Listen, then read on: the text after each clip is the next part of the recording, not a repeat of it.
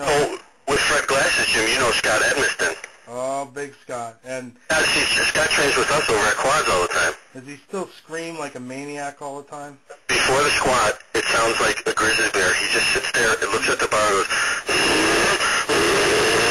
he starts going nuts. Yeah. Jason, have you ever seen Scott Edmiston? Yeah. He still uses the old white knee wraps, right?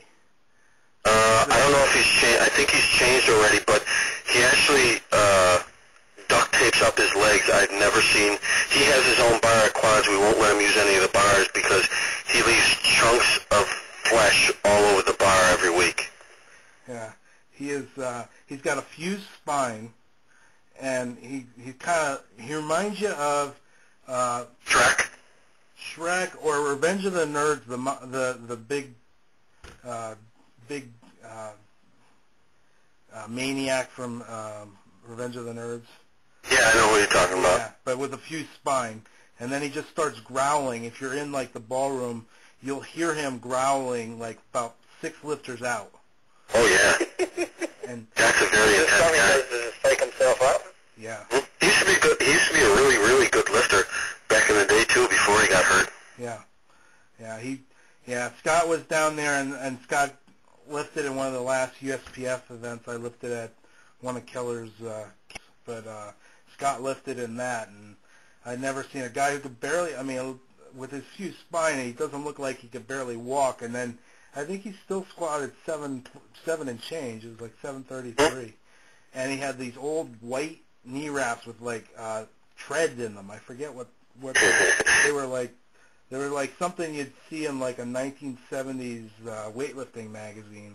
I think they came off like one of the movies, The Mummy vs. Abbott and Costello. Yeah, it did look like a mummy wrap. I mean, that's what it looked like, and it had no tension on it. I mean, that thing, it was all him wrapping it. You know, that's the only thing that made that thing tight.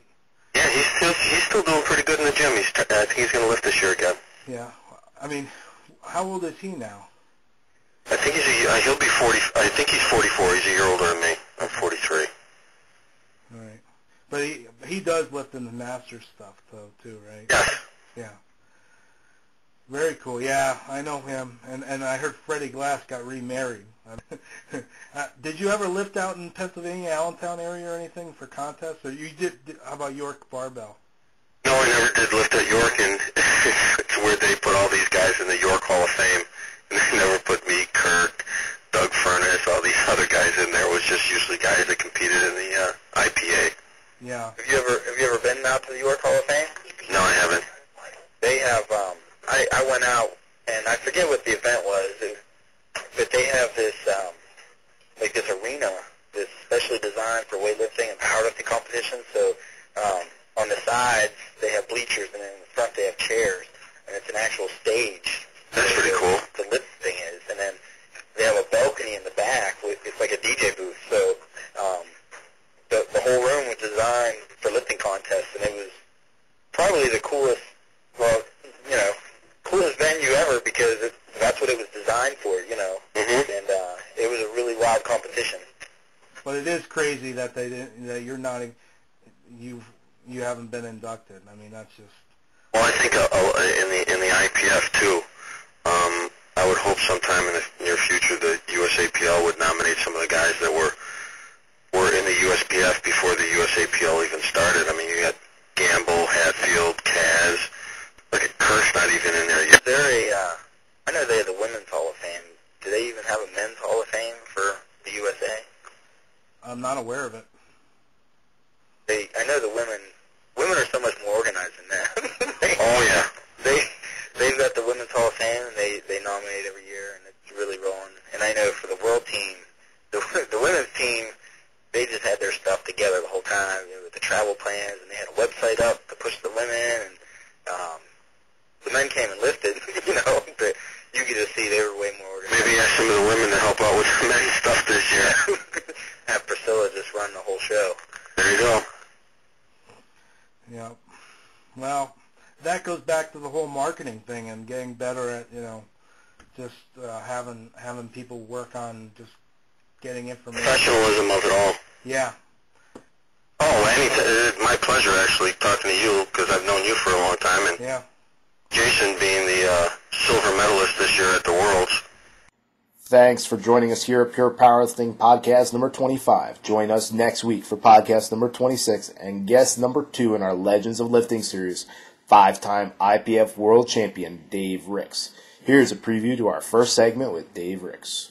All the numbers those guys were putting up in terms of the top athletes, I said, well, there's no way I'm going to be a national champion or even a world champion, so I always resign myself to just going to be a good local level lifter.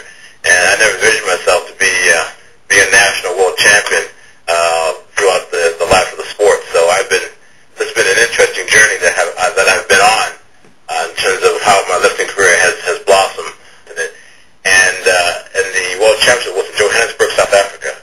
So I was still in the military at that time, and going through the military, process, I had to go through the U.S. in terms of flight connections. So I went from Japan, through to LA to New York, then New York to Johannesburg, South Africa. You went around the world. And so even though I was in Japan and had to work through the military, they really supported me in terms of my lifting career. And being in the military, of course, your job we take first. I was fortunate enough that the timings were always right for me to leave work and to go on these championship trips. But I always kept my work priorities up front. I always dedicated my first priority was to my military commitments. So that year in 1994 was, I've been researching around and looking at the national competition. That was quite a national duel between you and Dan Austin.